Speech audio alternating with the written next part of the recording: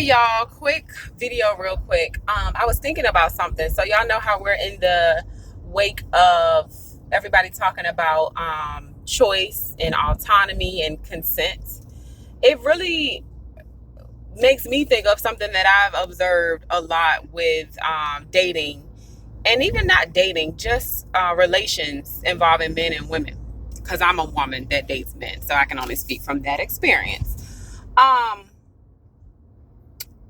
it always amazes me how some men, not all, some feel like they are entitled to a woman's attention, or yeah, I'll just say attention. Like, for instance, we've all, or some of us have been out, at a bar or at a restaurant. A guy sends us a drink, or a guy wants to buy us a drink. There's so many reasons why somebody may not feel like talking, but they are out. You could have just had a death in the family. I don't know. You could have just had a breakup. You could have had a long day, but you're not necessarily seeking any company. You just want to be out for whatever reason you choose, and you're not necessarily trying to attract any attention. And some people may argue, well, why you out? People may be out and want to talk to you. Yes, indeed. But that's why I'm having this conversation. Autonomy means you can choose to do things that you want to do or not want to do, because you have control over yourself and your being to make decisions for yourself. That's what that means.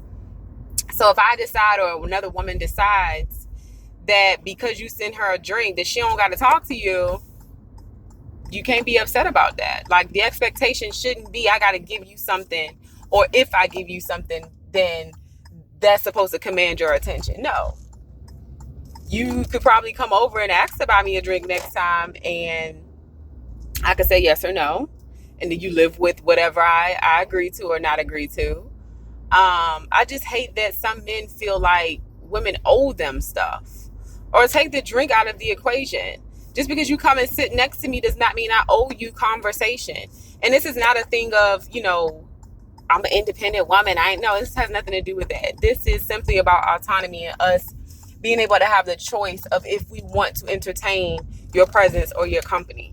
And I think that's just, I'm speaking about it from a relations point of view, because that was on my mind, but that's just in general. Like, it's a lot of talk about, consent and allowing people to choose what they want to happen in a specific situation. Why aren't we having that conversation when it comes to us having our own brains or us having our own opinions, our own thoughts, our own ways of wanting to do things as a human being? That's our right. Not about being a woman, not about being a man. But again, I'm just giving an example about dating, but just in general, every human being has that right to make decisions for themselves. So I just wanted to bring that up because we deal with a lot just in general, on the scale of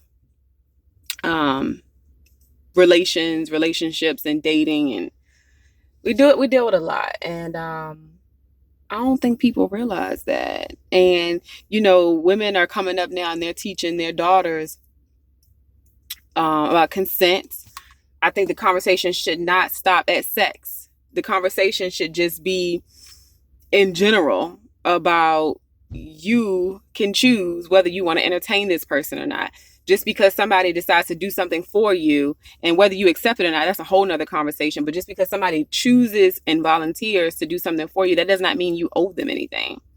So the conversation around consent and autonomy should not stop at sex. It's general. Like, teach our babies, our little men and our women coming up, that they have control over this temple and this vessel, nobody else. And I brought that up because, having conversations with men lately, talking about how I carry myself and boundaries and things like that. And it's almost like foreign to them, because I guess they're just not used to women having boundaries or having certain standards. I don't know.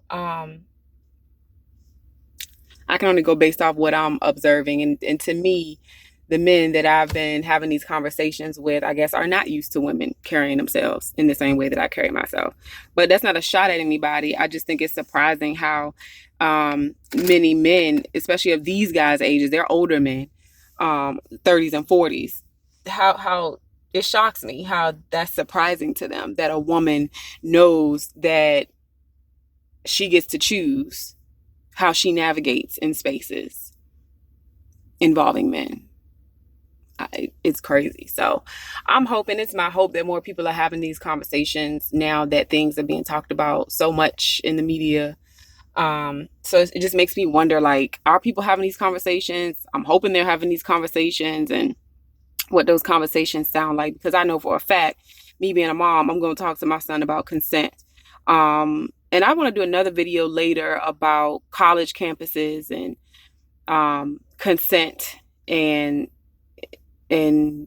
rape culture, college culture, and alcohol. That needs to be a conversation that is in the forefront and talked about, because that is a serious issue. One of my cousins is in college in Georgia, and I have a mentee. I need to talk to her about this too, because she's in college as well, and that's a big problem. A girl that is the roommate of one of the girls I just mentioned got raped by a really popular dude, and she didn't feel comfortable going and telling on him. And that shit has to stop, because I know that some of these fraternities, I'm not placing all the blame on them, but I know that some of these fraternities are, igniting and keeping the fire burning around this disgusting culture, centered around sex and drugs and alcohol and fraternize. It's just disgusting. And I think if we all step up and realize, like, we either contribute to it, or because we're silent about it, we're also contributing to it, nothing's gonna change. And everybody got a Me Too story. I ain't gonna say everybody, but a lot of people got a Me Too story, and a lot of men that we hold to a high regard are part of the Me Too stories that victimize other women.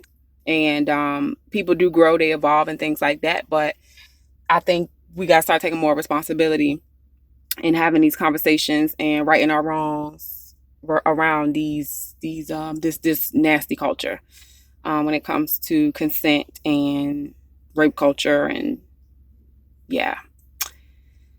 So yeah, that's my little tidbit. I will come back more and speak about it later. But just ladies, if you are not aware, we don't owe nobody nothing because you're a woman. And this is just talking to women. I'm not saying the same thing doesn't apply to men, but I'm a woman, so I'm speaking from my experience to other women. Like, you don't owe nobody jack dilly do squat.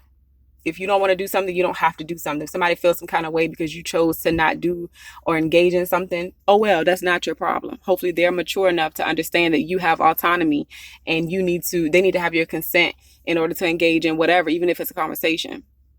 And if people don't understand that, oh well, on to the next. Y'all have a great day.